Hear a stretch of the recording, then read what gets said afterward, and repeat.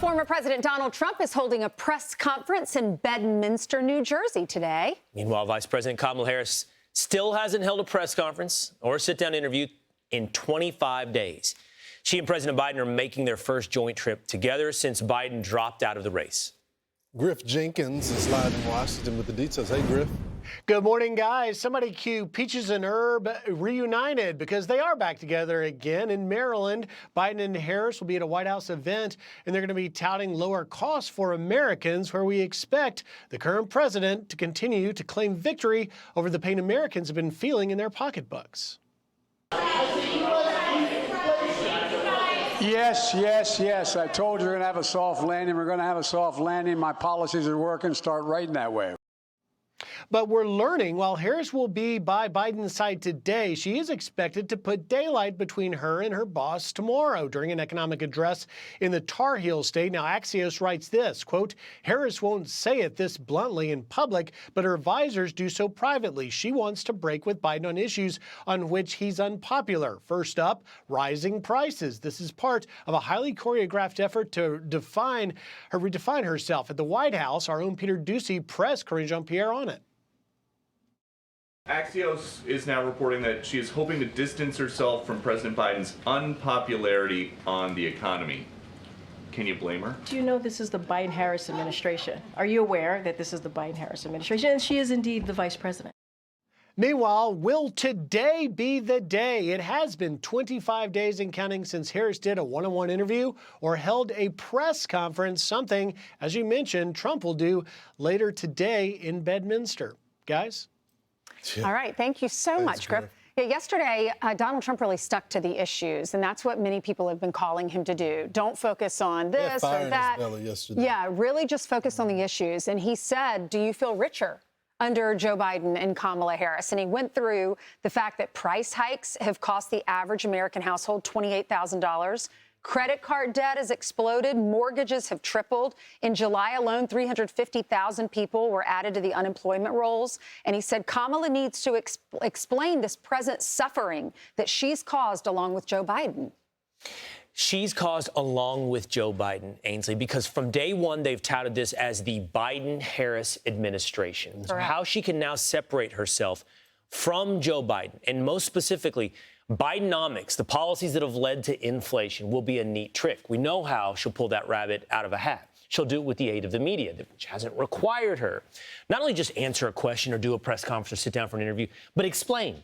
Explain exactly how it is you are new and fresh, and you're going to fix the problems on a team you've been a part of creating the problems. Yeah, what are you going to do differently? You've been in office for 3.5 years. It's interesting because this is like the third or fourth reboot of Kamala Harris. They tried to reboot her when she was vice president. They gave her all the pet projects to try to change her image. This is after the staff complained about her not reading the briefing books, not being ready to deliver the talking points when she did interviews. But Donald Trump really tackled this when it comes to the economy here. He said, is she prepared to tackle this on day one when she already has been vice president 3.5 years? Watch. Kamala has declared that tackling inflation will be a day one priority. Just think of it for her, but day one for Kamala was 3.5 years ago. Why hasn't she done it? By repealing the Biden-Harris regulatory onslaught, we can save an estimated $20,000. And you're talking about a tremendous amount, $6,000, $7,000, $8,000 a year just in savings. So to get to economic relief to workers and families, we will make additional tax cuts. That's what gave us the great economy. We'll make tax cuts additionally. We'll make them permanent.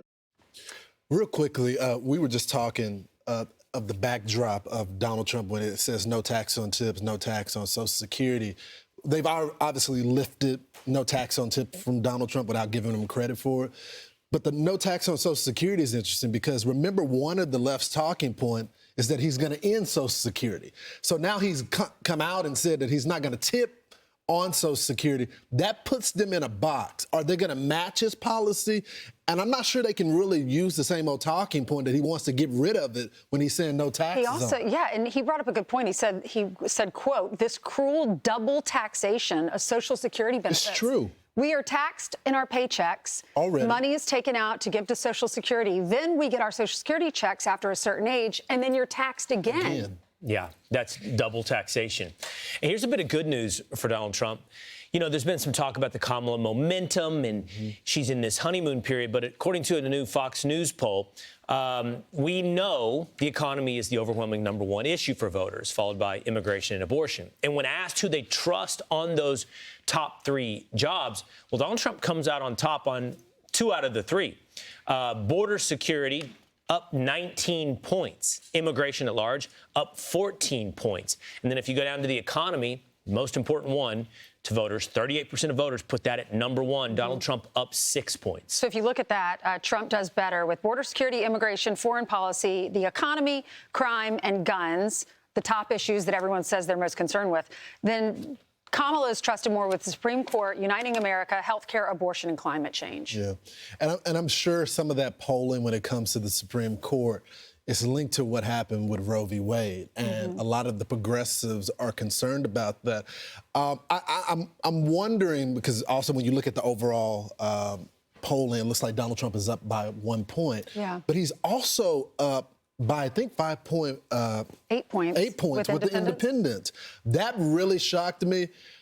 I've said from the very beginning, I'm not really buying the whole momentum. I think it's a tight race.